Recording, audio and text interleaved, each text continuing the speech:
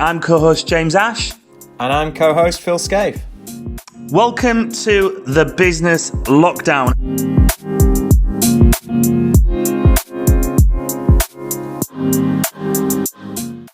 Okay, so a huge welcome on today's show. We have Hannah and Helen from H&H, an internal communication agency, global agency, multi-award winners. It seems that I do wonder if there's any award available for anybody else in the industry. Well, you guys, you've just been smashing it over the years. I've known these guys for a number of years now. I think it must be getting on for 10 or 12. I've known Helen and Hannah and I, it's getting on for 20 years. Can you believe that, Hannah, that we've known each other?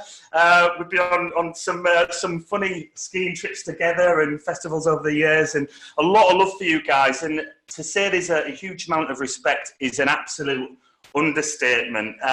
Really looking forward to delving into your guys' background and sharing so much value with our audience. So welcome on today's show, ladies. Wow. Okay. Hello. Hi, Hannah. Hi, Helen. Hey, Phil. Hey, Helen, thanks for having me. Okay. So just the little fact is, was it the best agency awarded 9 years in a row? Is that just that little? We've pretty much held a Best UK Agency award for 9 consecutive years. Wow. And if you don't win it, How- there's going to be trouble. I mean, do you guys? It must be difficult getting any more work done, but just to be prepping for awards and choosing your outfits and getting your speech all polished off. So, how do you win one of those awards, let alone 9 years in a row? I mean, that is a spectacular feat. I think, Jamie, the thing is like, people, there's definitely part of it, you need to know how to write an award entry. And people often say that, is that just that you're really good at writing award entries? Well, yes, we are at that. But equally, you've got to have something to write about. And the key thing is we do this always in collaboration with our clients. And so, it's about finding really good ways of measuring the impact of what you're actually doing. I mean, and that's a motivational thing. So we don't necessarily do that for the award entry. We do that really because we want to know what we're doing is working. So when we get some really great programs and we get some really great things that we've measured and we can show the impact, then that's great. Why not put them in for an award? Because what it does is it raises the knowledge base within the industry as well. Because often our case studies or our award entries and the things that we've put in are shared with the wider community, so they can learn from the things that we're doing. Phenomenal. And based in East Yorkshire, people would think you have to be down in London in the big smoke. It's great you're flying the Yorkshire flag there. How is that with you guys based in East Yorkshire? Do you see any impact now? I mean, we more than ever, we're working remotely and digitally, and I imagine you guys do that day in and day out and have done for the entirety of your agency. How do you find based in East Yorkshire compared to the huge London agencies, and how's that look? Really, Jamie, it's never been a problem for us personally, right? Because this is the best place to be, of course, and we've got some great talent working with us up here. But we do know that over the years, it's been perceived to be a barrier to some, to certain organisations that are, say, London-based or further afield. That it may be harder for them to connect and work with us, but that's actually not the case. That's just the perception, the barrier that's in people's minds. And when people start working with us and they realise that there's actually no issue with where we're based, and that nowadays, we're an hour and a half down to London from here, so it's quick, it's easy. And once we demonstrate that, there's nothing in the way of working now as we do with people. We work with people in London, we work with people in Europe, we work with people in Asia, and this digital workplace that we're all experiencing now is just further proven that it doesn't matter. Geographical location does not matter. Saying that, we do have a base in London, and we do have people that are part of our team that are based in London, and that's great because they can be quite quick to respond. They can nip into clients if we need to drop in. So it's we're quite proud of our Yorkshire heritage, aren't we, H? Well, I don't know, Hannah. I don't know if have you listened to my accent recently? Our H&H, should I say, not necessarily your entire heritage. Let's go with Northern. Let's go with Northern roots. Yeah, right. Hey, that works for us. Let's fly that northern flag high. Tell us about H&H. What is H&H, and what does a typical client of yours look like? Or is that a silly statement to say a typical? What is the norm? And we all experience a very different norm in many ways right now. So, how does that look? Hannah, do you want to answer that? I'd like to say they're all top 100 brands across the world. But they're not yet. Well, not all of them, but a few of them. Yeah, well, I think it's fair to say that we do work with a broad range of clients and broad range of sectors. There's no one specific area that we work within, but we have found that large change programs are what we specialize in.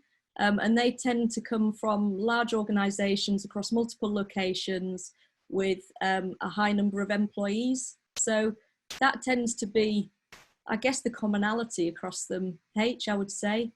I think it does. I mean, in terms of there is, as Hannah said, there is no. It's not like we're specific, sector specific. The thing is, employees are employees, no matter what sector they work in, they're still human beings, they're still humans, they still want the same things, they still want to feel that they're connected with the organisation, they still feel that they want to, that they're recognised for the efforts that they make, they still want to know if they've got a future with that company, they still want to feel appreciated. So it's kind of like we're working with organisations. The thing that brings them the commonality is that the desire that the organisation has and the recognition that it has, that if it connects with its people and communicates and engages with them really effectively, then they will outperform their competition. That they will actually achieve better results, and that's usually the common factor across all of the companies that we work with. It's quite interesting that you work with clients on building their connection back with their employees, and we've had a reoccurring theme throughout a few of these interviews where, because of the changes that have now gone on and we've lost our physical workplaces, people are going back and really going deeper into those connections.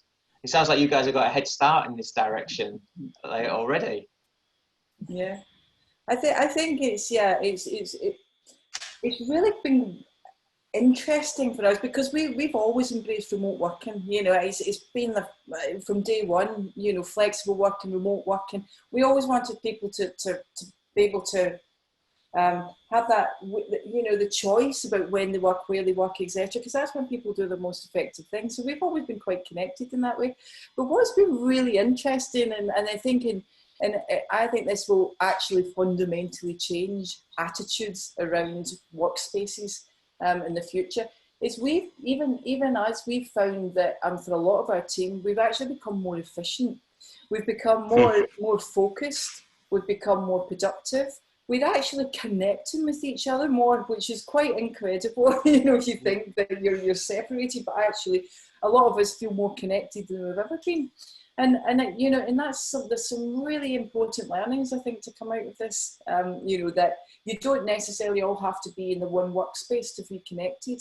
It's actually, something beyond that, and it's about intention. It's about the intention to connect, and I think that's what we've seen is like you kind of take it for granted if someone's sitting next to you that you're connecting with them, but you're not actually, And this forces you to connect in a much more, predetermined way. I think you summed it up very nicely there. That we were taking a lot of things for granted previously, which hopefully we now. Moving forward, we won't. Relationships being one of them, and because someone sits next to you, you just assume they're always going to be sat next to you and you can speak to them whenever you want. But now we actually make a valid effort to really, really tune in and connect with people. Yeah. Do you think this is a shift now moving forwards? This is I mean, personally, we saw happening very early on when home working kicked in, that quite quickly people's inboxes became overwhelmed and became ridiculously jam-packed, you know. And we've worked with organisations for quite some time now that have said to us, how do we encourage our people to connect digitally using our social media platforms, as in organisation social media platform, the collaboration tools, the digital platforms, you know, that were being implemented, and then they were struggling to get people to actually pick them up and adopt them and use them. But this environment has forced everybody to revisit their communication channels, because that email channel just became very quickly overloaded and isn't a very efficient way of staying, you know, to collaborate with team colleagues or to stay connected with people. So the shift onto your digital collaboration platforms has been quite significant. You know, not only the videoing platforms, but also the likes of your Yammer, your Workplace, you know, in order that actually people can still work together on projects and share the documents and details and have those conversations. So I think, like, for me, that has accelerated what was happening anyway, but it's almost kind of taken it to another level, and that'll never go back again. You know, that'll now become the norm, you know, in my mind anyway. Even when we get back into a physical workspace together, these tools will still be continued to be used in really great ways. So I think, there's permanent shifts, definitely. And it is now proven that we can all work even though we're in our individual homes. And so, you know, that even the most cynical of people that said that would never be possible is now looking at it and actually it has been, you know, this is doable. Yeah, totally. I mean, we've done a little exercise with our team last week to, you know, ask them what have they noticed is different. What you know, one of the questions we asked was, what are we doing now that you weren't doing previously that you want to continue to do? And, you know, and it was really interesting what was coming back, actually, because there was, you know, things that we hadn't really thought about. Meetings never overrun. Now that's really weird. You know, you think, how is that?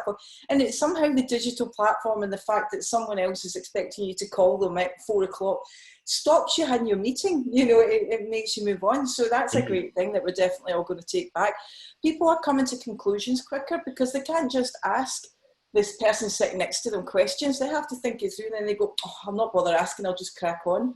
You know, and it's like people are, you know, they're actually coming to conclusions quicker and making their own decisions without having to think about, you know, go and purpose it round. And I think, you know, I've already mentioned that it's about, you know, each conversations are much more focused, they're much more intentional, you know, that you kind of go into a conversation with a clear, desirable outcome, you know. So there's somehow there's not, I mean, it's quite interesting because I'm never one like for a lot of social chatter. I'm kind of like a person who just likes, like, come on, let's get in, what are we here to do, let's get on with it. but a lot of people have gotten to that point now, you know, and I'm loving it, I'm loving the point.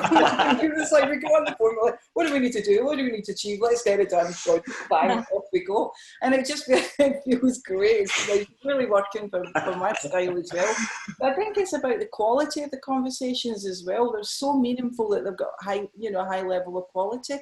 And you know, the most interesting thing that I think came out of that was that people said that somehow the trust is built in the team.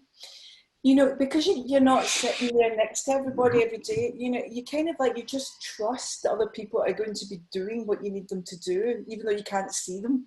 And I think you just trust everybody, you know, to be doing their part, you know, and I think that's just, these are extraordinary things that we, you know, that are going to go back into the business with us after this and, you know, really strengthen us. Yeah.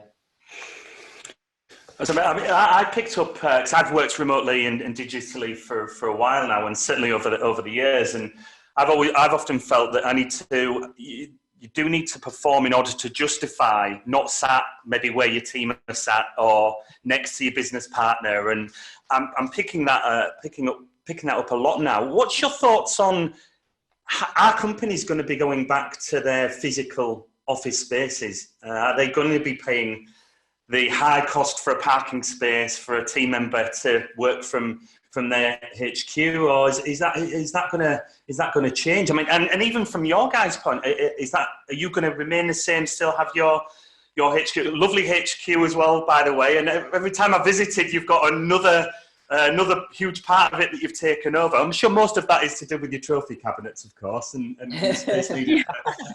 But is that, yes? Jamie, I'd be absolutely horrified at the idea that we didn't have a hub where we came together as in physical presence together, honestly, because I love it. You know, I get a lot from interacting with people, actually coming together to work together. And because as much as this is brilliant and this is working, if this was it entirely forevermore, I'm not sure that would float my boat particularly. You know, I do think there's still place for, and I'm not saying this just because my partner's in commercial property, but I do think there's still, you know, room for people coming together, collaborating and working together physically. I do. I think there's a lot of value in that. You know, we may be here on each other's screens, but through that, you're not getting the connection that you would do if you were together. And I would, you know, I think that's still a lot of value in there. Yeah, I mean, that was, you know, a really personal response from Hannah. And to be honest, I'd be quite happy to work like this forever as well. Me, I quite happily do the office, you know. So, I mean, it's swings and roundabouts. But I do actually think that this will give, I think there'll be a lot of discussion, actually. I think it will create a lot of discussion because for a lot of businesses, you know, one of the biggest outlays is the cost of the property, the maintenance, you know, like it's a massive balance sheet thing. And, you know, and lots of people up to this point did not believe that remote working was possible for their industry. And I think that that's changing. I mean, my husband, for instance, works in, you know, steel construction. You know, he's never had work to do at home in, 9 years, 10 years of working in this business. Yeah, he's worked full time at home since then. And it's changed attitudes, I think. And I think it will just, you know, I do think it will become a debate and, you know, do we need all this property? I think Hannah's absolutely right. There needs to be some element of how do we make sure that the social connections still happen? But that doesn't necessarily mean you have to hold on to massively priced or, you know, or big high rental properties in order for that to happen. Particularly, I think down south where, you know, the cost of, you know, holding properties in the city is just extraordinary. I mean, we have, you know, we are aware that the organisations that do the hot desking piece, they don't necessarily have a desk for each and every employee that they have on their team. They know that some days there'll be a certain percentage of people coming in that day, but not everybody all at once every day. So, you know, maybe that'll just be a higher percentage, a smaller number of desks available for those that want to come in. Could reduce that way, couldn't it? And have more flex. But, I think the other thing with that is that we've just taken on a new team member, young team member, still at uni, part-time, really hungry, really driven. And when I started talking with him, it's like, where's your future? What's your long-term look like? Because first I wanted to see that we could match his needs in terms of career path, and it wasn't round square peg round hole scenario. But also the fact that picked up that he wants to go travelling at some point, and it's just like, well, here's an opportunity. Now we can prove we work remotely. So rather than then the idea of 100% travel with a backpack for a short period of time, there's an opportunity to, you know, work into a career, show your worth, and then fit this career into your travelling desire and that. So, and I think that's achievable. We've got other team members that, you know, like the idea of getting a camper van and going on a 3-month break or a 6-month break, and, you know, people will have children, all of that. And it's just like, I testament that you can work remotely and be successful and driven. And I think that's also a big part to play now, whereas we knew it before this, but I think companies are realising now that they and staff teams, that they can remain within a business and still have that dream of getting away or growing a family, whereas maybe before they saw themselves locked in physically to a working environment. They all picked up that. They said that before coronavirus, I was doing some research on digital nomads when I was going out to Morocco and working remotely, and they said that by the end of 2022, they expected 50% of North America, to be working digitally, to be working remotely. And I just at that point I thought, that is a huge figure. Yeah. And then 5-6 months later, it's nearly 100%.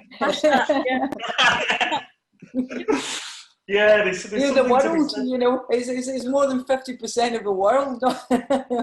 Yeah. What's been your biggest pain point over the last 3 or 4 weeks since this has all grabbed a hold of the world? You know, what's been the biggest pain points? Has it been huge anxieties within your team, or has everybody been super driven and positive and rallied? How has that looked? Wow. I don't know, Hannah, do you, I think our focus has been on worrying more about our clients and partners than about ourselves. I've got to be honest. I think the majority of the teammates have been seeing what's happened within our industry and with the people that we're closest to, that we work with, and seeing the sheer volume of the challenges that are coming at them that are wholly new in our industry sector. You know, it's like, wow, we've never had to deal with this before. And just realizing the sheer pressure they were under, where things were changing, like, and the comms teams within these large global organizations trying to cope with that. And I think that was great, because our attention was more on how can we help them. You know, God crikey, this is huge. This is like, they were in crisis mode for weeks on end, you know, and operating at that kind of level of pressure is pretty tough. So we were literally like, wow, guys, let's see how we can get this, help you crack this and support you guys. But that's where my mind immediately jumped to, because it was really interesting. But in terms of our own team, I don't know, H, what's your reflections on how our team have... I think do you know what? It was remarkable how quickly we adapted. And I think that's testament to the structure that we have within our company. Anyway, we do always encourage people to work very flexibly. You know, as I say, we've always encouraged flexible working, remote working. There's a lot of autonomy within our team. You know, and I think literally within 2 hours, of us saying, right, that's it, let's go home, we were up and running as if nothing had happened. You know, it was literally as soon as people could get home, get themselves set up. And I think that's just testament to the team and the resilience and their ability to adapt quickly, because that's that. Hannah kind of alluded to it there. I mean, the clients that we work with, often we're having to change really quickly to adapt to their needs. And so we're just used to working in that really agile way.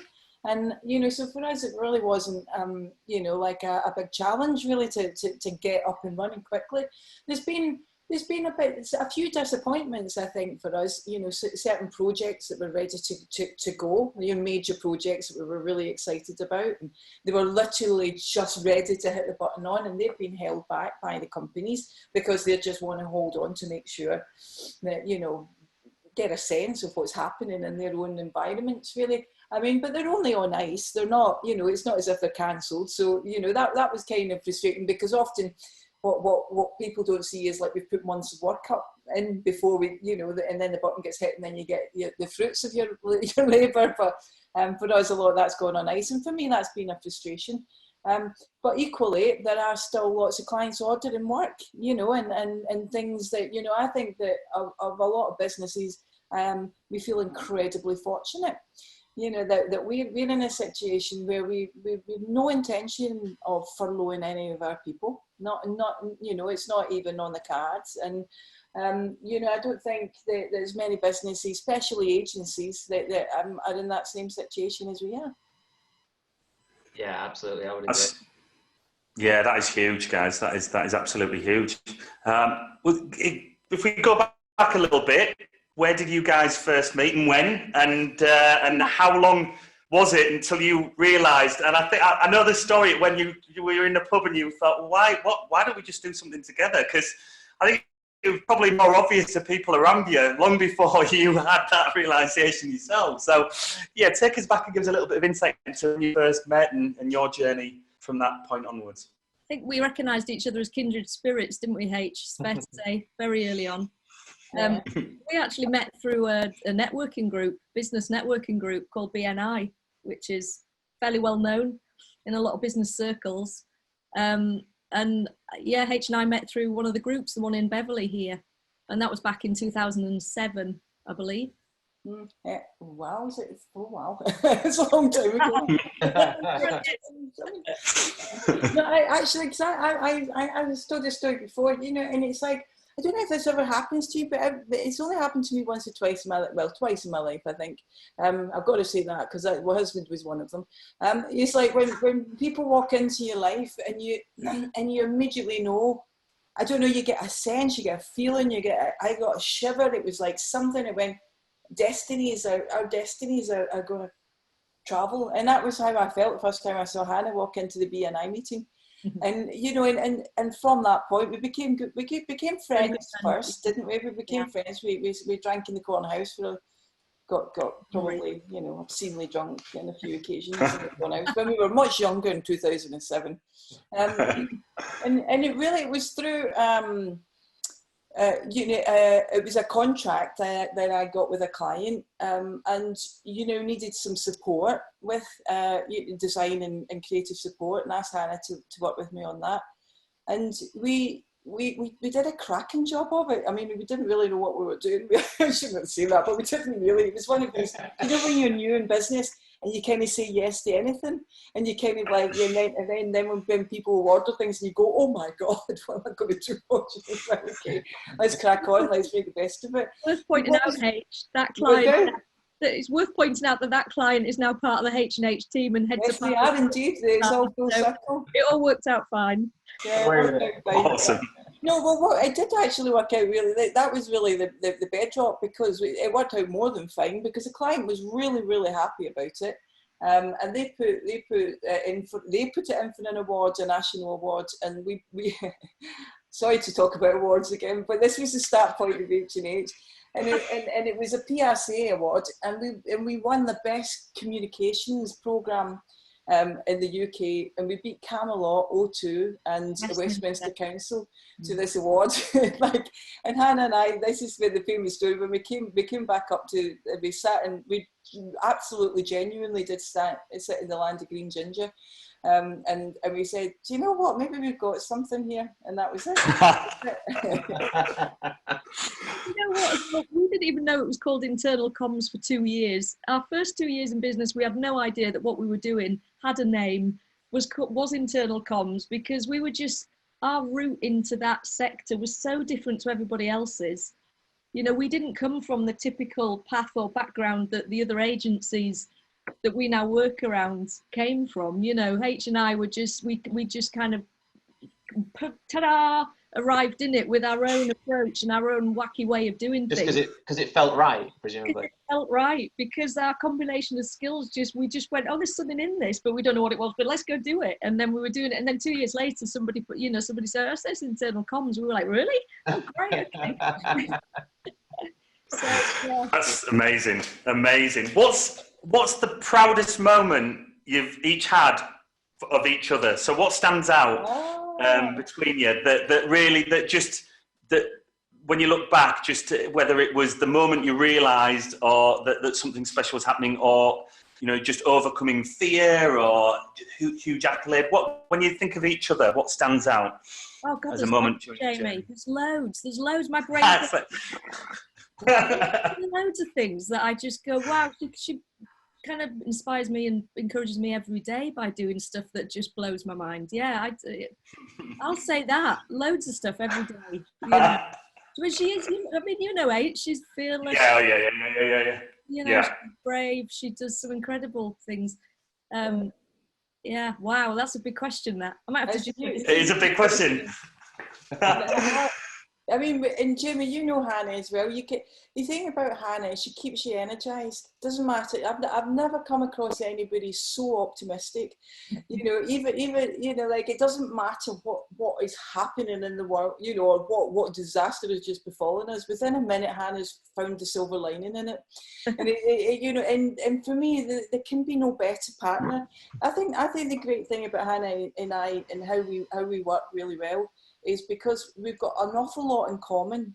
You know, maybe I would say even up to maybe 80% in common in terms of the way we think, the way we act. But see the 20% difference, that's the magic, you know, and that's the real magic between us. And I think that's why, you know, I don't think we've never fallen out and all the time. I mean, we have crosswords, don't get me wrong. We have disagreements, you know. But what, you know, and somebody once called it's like watching two of your sisters. You know, two sisters, you know, because we'll have a big quite a heated debate in front of your team, and they're like, whoa, the first time they see it can be quite surprising to them. But it looks like two siblings, you know, having a proper, you know, set to. But we never fall out. We always end up, that's it, you know, we've got it resolved, you know, let's move forward. And so, you know, so I always feel so proud of Hannah when, you know, extraordinary how creative she can be as well, how she can pull something out of the bag. You know, we could be, we have literally been in situations where we've got, you know, a couple of hours left to pitch and we still don't have a creative idea to go to pitch with. And Hannah will just go, I'm going to share my screen. She'll go, I've just had this thought. And you go, oh my God, that's brilliant. Oh my God, yeah. Let's crack on, let's do it. And it's like, oh, having a partner that has got that capability is unbelievable. You know, it's an unbelievable comfort to know that even in the tightest spaces, Hannah will bring her creativity to the fore. That's phenomenal. Well, Hannah actually designed my very first eBay shop website when I left my career and jumped into the world of business. Do you remember that? Yes.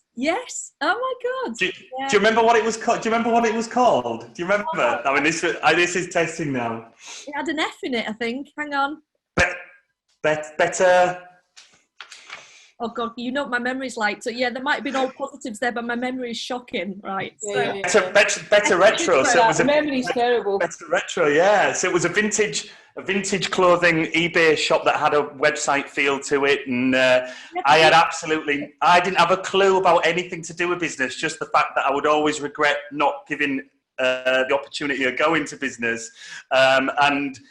You know, many people I had the good fortune of surrounding myself with, and Hannah being one of them, and even helped me out with, you know, there was a grant available that helped you start up and you set up for your design, and that was just like instrumental. You were so key at literally the earliest stage within business. I mean, I was still at employment, coming round to your place, talking like, how do I register a business? And it was just like, even like how much that costs, what's the process? And so you were, instrumental into my business development for sure. So I that creative insight.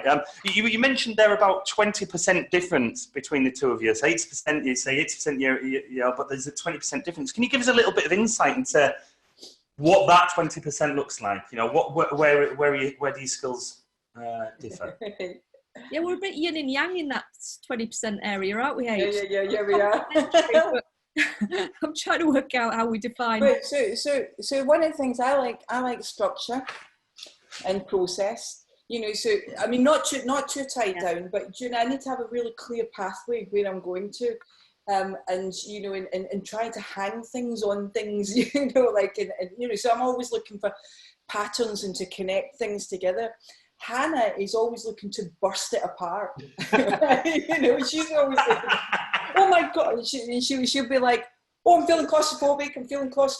Oh no, don't push me down. Like, give me space. And so it's quite an interesting dynamic when I'm always trying to bring everything in, you know, and Hannah's always trying to push everything out. So, but I think it works. I think that, you know, that's one of the biggest differences, I think, you know, for us. But I think that's great, because sometimes that reminds me to open up and not be too tied down, you know, and not too blinkered. And I think it's sometimes good for Hannah too. I mean, I can't speak for her, but sometimes just to get a little bit of structure to something. Mm-hmm. You are future focused though. I live in the moment. That's the difference. You're always looking ahead and planning ahead and thinking what the implications are down there, and I'm in the moment doing what we can do right here, right now with all of this is this. And I think it benefits from both aspects in business, doesn't it? You know, you've got to think about what's great in this moment here, but you very much always 10 steps ahead, which is why you tend to lead our, you know, strategic side of the business and planning. So, I love that. What a combination. What does the ideal client look like? And I'm not saying that that's an actual specific brand. What does an ideal client look like? You know, do you want a bit of friction? Does that challenge you enough? Do you want them to be super flexible and open and allow you to come in and do what you do? How does that look? And does that differ between the two of you? We've tried to define it in the past before and identify, you know, who could we make the most difference with, right? That's really important. One thing is, who can we actually transform the way people are communicating and interacting in that workplace? Who's going to have the appetite for that? Are they going to be able to, are they going to allow us to push and explore and innovate and do great things? So that's really important. So it's almost like we try to define it through the number of employees, size of organization, sector, whatever, but I don't think that's right for us. I think it is about cultural fit. It's about their, about what they're looking to achieve and whether that contributes to what we're looking to achieve in the world and make a difference with. And I think we get, very often now, we get a feel quite early on when we're pitching or looking at a client brief as to whether or not we can actually make great things happen together, because if it's not right culturally for us, we don't really get the opportunity to make it, you know, really great. You know, and what we're looking for is to really energize ourselves and do really cracking stuff, you know, do really incredible stuff that does make an impact and does change lives, you know. And if we're blocked or stopped or restricted from doing that because they're too conservative or they're too, you know, too worried or fearful or anything, then that's not going to be great for us, because we're not going to get the opportunity to really get this creativity out. So I don't know whether we can define it. So we have, like I said earlier, identified that actually we would like to work with, there is, you know, the top 100 brands in the world who clearly have the makeup that meets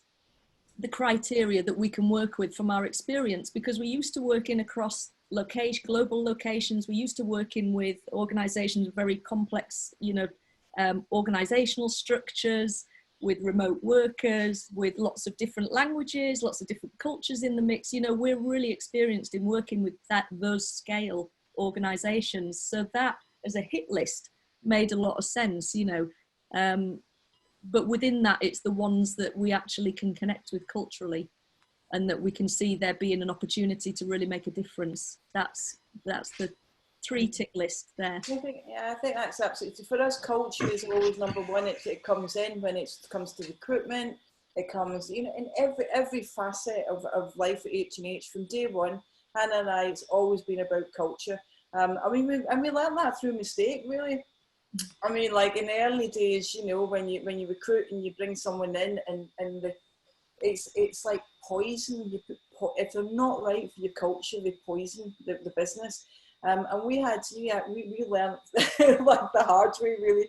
And now, honestly, it's like some people describe it like getting into Fort Knox to actually get into H&H, you know, to work with us, because we're super keen to make sure that they're absolutely the right person and they're going to thrive in our culture.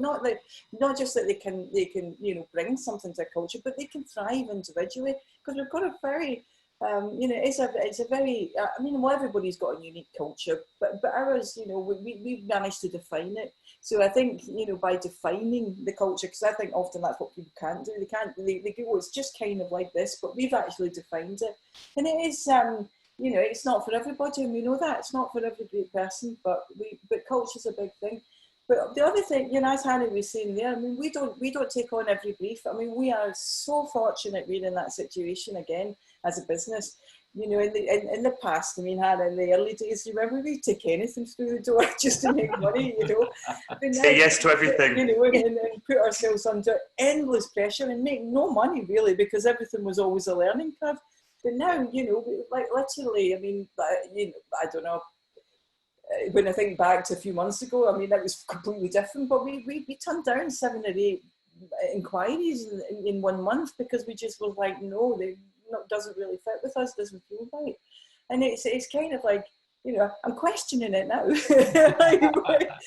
Like, clearly my future looking wasn't doing so good. I wasn't actually been able to predict they would all be locked down like in this situation. No, but I think I was right to do that, because anytime that we've actually felt, or I even thought the question, is it really for us?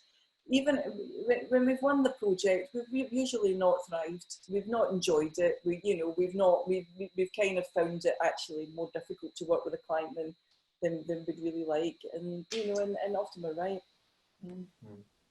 You've got to kiss a few frogs first, right? That's the you've got to really learn how, you know, that big client, we were speaking about it the other day, with Matt Das from Eon Visual Media, and he was talking about a huge 7-figure project with Burger King and how that basically took up all of their resources. And although it seems like a great project, coming out the back of that can cripple your business, because, you know, he got a feeling it was going in-house and that it was going to lose that. And it's just like, they weren't prepared. They just weren't prepared for that. And he's almost saying they slowed down and took a few steps back in order to build properly, to take on multiple clients that were right for them. It's so important to do. Hannah and I, you know, maybe about 4 years ago, Hannah, do you remember Coca-Cola? We went pitching for something with Coca-Cola, and actually, to be honest, in order to do it, we, you know, would have really seriously stretched the business. I think, you know, maybe 5 years ago. Luckily we didn't get it, but actually, you know, I kind of wondered, you know, that could have been a moment, you know, for us where that would have been a strange decision. I mean, I think that was vanity over sanity, really. You know, it was vanity. Let's get a bit of brand, you know, onto portfolio. But, you know, we would have had to bridge loan and all sorts of things to be able to cope with that. And you know, at the end of the day, that wasn't, you know, I kind of look back on that and think, I'm glad that we didn't, because I think we'd have put our business under too much pressure. We could have snapped it at that point. We weren't structured enough. We didn't have the processes in place. I don't think that nowadays. I don't think. I mean, Hannah, I don't know if you agree. I don't think there's anything that could come in that we wouldn't be able to cope with. I think we've got good, strong, solid structures. We've got processes. We know how to bring extra resource in quickly. We've got all sorts of things in place that we've got loads of capacity, you know, that we could grow before we were stretched. Yeah. How far ahead do you work typically with your future planning of the business? Well, we usually about. I mean, you know, it's quite interesting that, because often we do try and we would go through processes. We're going 5-year plan, 10-year plan, but you know what? The thing is, the longer we've gone on, the more I realised, you know, let's just focus on the next 12 months. Yeah. You know, it's like literally because things change constantly, and I mean, we have a general sense of where it is that we're heading to. You know, Hannah and I in our head have, you know, where we'd love to be in 2 years. We would love to be I don't think you can go further than 2 years. I think you can get a sense of 2 years, 3 years out. I think you can see that. But in terms of planning, you know, and more concrete strategic planning, usually 12 months. Yeah. Because, I mean, obviously the world's just moving faster and faster. And I think, as we've just found over the past 4 weeks, it's just speeded up even more, hasn't it? Yeah. So would you, with your vision for the next 12, 24 months, do you feel because of this epidemic, are you still on track for it? Has it derailed you? Are you? Yeah. Well, it's interesting. You've got this like super duper, honestly, I can't. We brought this guy. We brought the guy called Taylor in to help us, you know, with like sort of strategic financial planning, and he's created this like immense super duper like dynamic, you know, sort of spreadsheety thing, which has got like pivot tables and macros and all sorts of things in it. But it's wonderful, because you could just go into a little box and change an assumption, and it just shows you like that, and you go, oh, that's where we're going to be at the end of the year. And according to this super duper spreadsheet, we're absolutely fine. so I'm feeling very confident that we'll be all right. Can I have a copy of that? Can I have a copy of that super spreadsheet? You're going to see the I'm fine. You know, but seriously, we went into the first quarter of our new financial year seriously in a great place. You know, we had come out of the previous year in some strong growth, so we were already this first quarter quite significantly up on the previous year. So we just need, you know, to keep the momentum going, and I think that we'll be absolutely great. We'll definitely, you know, I've every confidence that we'll show good growth again this year. Yeah, brilliant. But I think in terms of having a strategy and a plan, and have we kind of like stuck to that, I think the reassurance for everybody on the team is that yes, we have got a plan, and yes, we are sticking to it. We've certainly not scrapped it and gone, that's not relevant anymore. And I think any organisation going through this experience right now, and our clients, we're encouraging to still continue to talk about solid future vision, even though it might be changing rapidly here and now, is like, is that assurance as somebody within that organisation that this isn't going to completely throw us off track and completely scrap everything that we were planning on doing, and that, oh my God, nobody knows what the future's got in store, and is there even a future, you know, and are we even going to be here? And it's like, people have really responded well, haven't they, within H&H and with our partners, for actually still continuing to evolve that plan, but to still continue to look ahead and think, no, that's still going to be a really clear goal that we can aim for, and this is still going to be the plan, but we may just adjust how we're going to get there in the meantime. And I think that's hugely reassuring for people, especially people on furlough and things like that, where there can be those concerns come in and sloshing around about, you know, is there a future for me here? Is there still going to be a job? Oh, when I step back into this, you know, and it's, organisations do not want to lose their talent through this process, you know, and so the furloughed piece is really important, that organisations continue to give them the confidence and reassurance that they're still valued, they're still very much a valuable part of that organisation, and when the time comes to reintroduce back into the organisation, that people are geared up and ready to go, you know. And you don't want a complete blank sheet on your strategy page of no idea where this is all heading, but hey, let's go, come on, let's go, you know. So I think yeah, we've stuck with our plan H, which I'm very proud of. And to be honest, we've accelerated past our plan. Yeah. Because, you know, there's even more visibility now, you know, for individuals when they've got quiet time. And it's like, and everybody's putting their hand up, we've got quiet time. And it's like, great, because you say, well, here's this project that we were supposed to start in June. Why don't we get cracking on with it now? You know, so we've got people scoped out, you know, looking at, you know, an entry into the Southeast Asian market. You know, there's various things that we wanted to do, but we can bring it forward. And you know, I actually just genuinely feel, again, really excited about, you know, I think we'll be strengthened when we come out of this, because we'll be further along in our strategic planning than we thought we were going to be at this stage. And, you know, but also, yeah, I think, as Hannah said, we won't have furloughed any of our team. They'll all still be fully involved. It will literally just be a bit odd, I think, at first to like to be all in the same office space. I think that will take a bit of adjustment, but it's not gonna affect us. I think we're gonna hit the ground running as soon as we go back in. Yeah.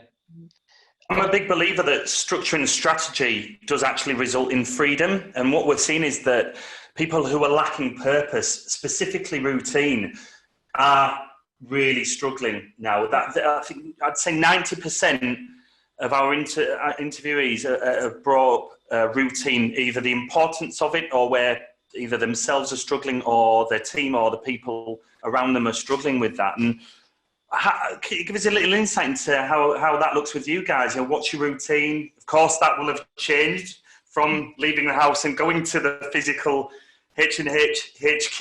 And how are you keeping yourselves in check? You know, how are you maintaining your well-being and your energy levels and your focus? What do you mean personally as a team? Personally. I don't know. Hannah, how are you doing it? I've still stuck to, and this is bizarre for me because I didn't think I was a routine person, but I found a lot of reassurance in that regular structure. So still getting up at the same time, still getting ready in the same way, still mentally, as I come down the stairs and enter this room, switching mindset into this is my journey into the office, bomb, here we go. I'm in that mind space. Still ensuring that I've got a plan around what's, you know, not a plan because I'm not really one for sticking a list down and sticking to it religiously, but a good idea ahead of myself of what I'm going to be, you know, focusing on that day. Well-being is massively important, so we've still maintained all of our PT sessions. H and I share a couple of PT sessions a week, sticking with that religiously. Oh my God. And I tell you what's happened, our PT no longer gives us the breaks in between exercises for a bit of banter, because I don't think he likes the quietness on the platform. So like back-to-back exercises, it's like, woo, give us a break. Sticking with that, we do Pilates once a week with the class on a Wednesday after. The whole of H&H have always done a Pilates party on a Wednesday afternoon, and we bring in a Pilates expert, and he works with whoever rocks up that day with a mat, and so that has continued, but we just beam it into everybody's living rooms. So that's great, because that's actually a real good laugh as well. You know, that's a bit of a release, I think, for everybody. And I've just stuck one with, of the team runs the Dunkirk quiz, pub quiz on a Friday, doesn't they, at beer o'clock? So Yeah. beer o'clock, we all get a beer and then we do the pub quiz together. I mean, I'm just like, you know, same routine. I get up, I always put my makeup on. You know, it's like I've always, because I would never go out without my makeup on. So it's like, you know, why to do that? Yeah, it's pretty much as Hannah says. Keep the day as normal as it normally, you know, as you would normally go through it. Yeah. I mean, Phil, I know you were going to ask a question, but what was that? Sorry. We're lucky enough that we've got work to do, so it's not like, you know, I'm trying to make things up. I've always got things that need to be doing.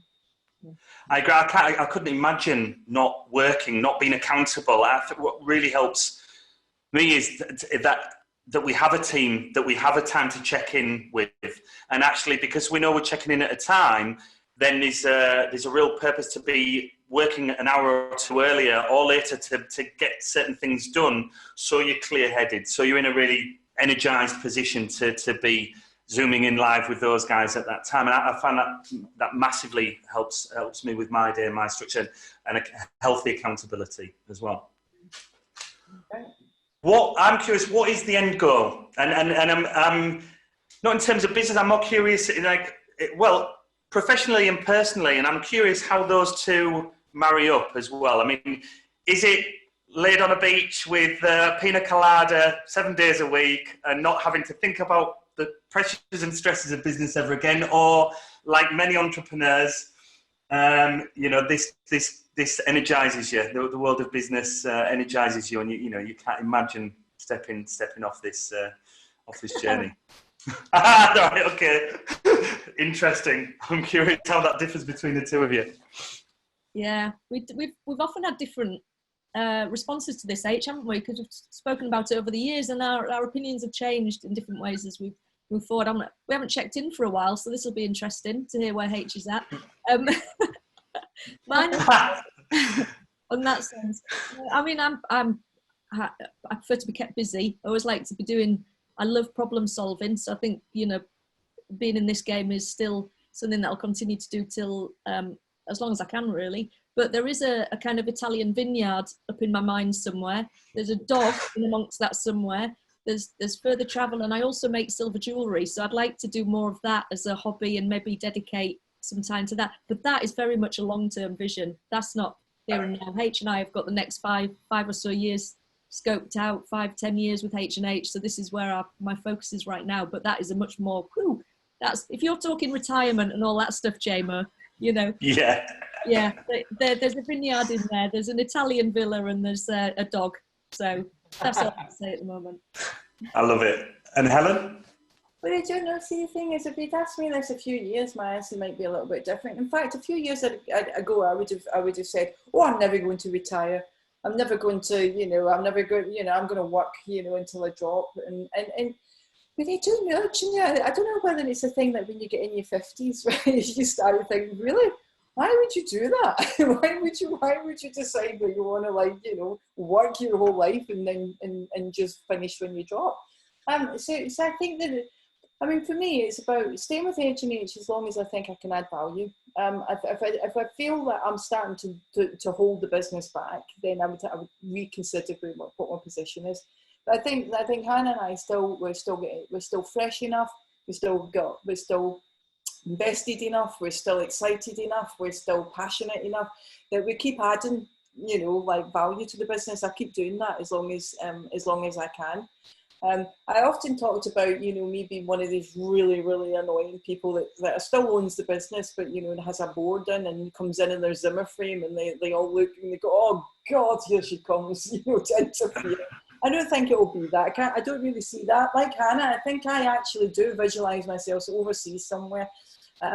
Probably, you know, like I'm in Italy as well, but maybe not in a vineyard, you know, probably near one of the Italian lakes. I think that would be maybe a good couple of hours drive away from each other, you know, safe distance.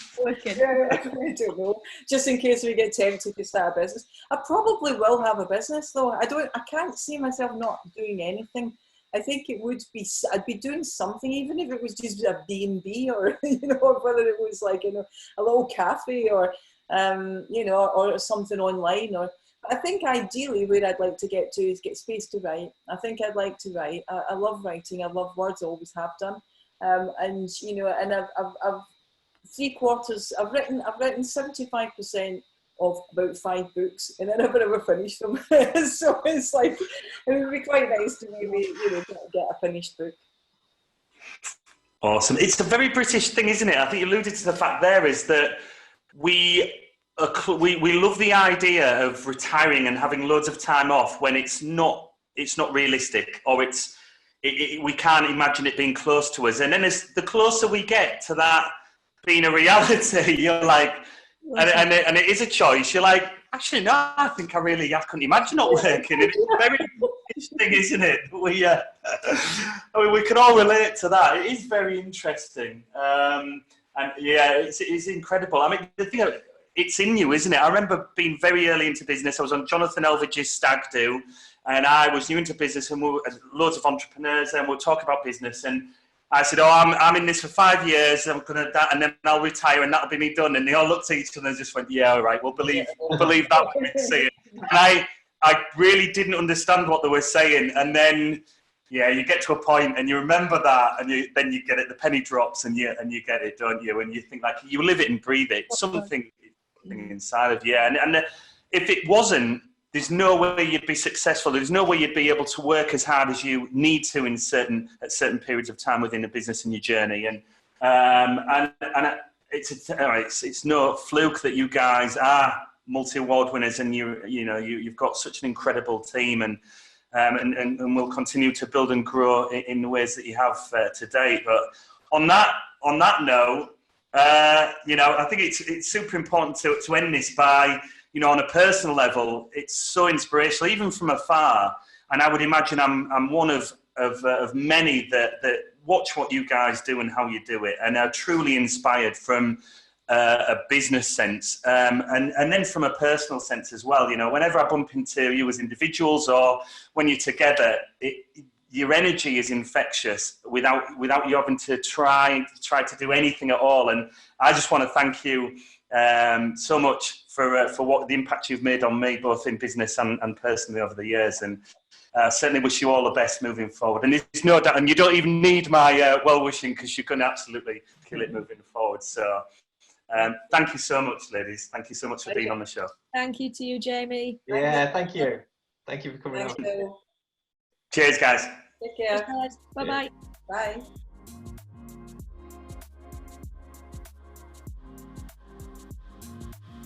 Thank you so much for joining us on the Business Lockdown. Please comment, like, share and subscribe to help build our global community.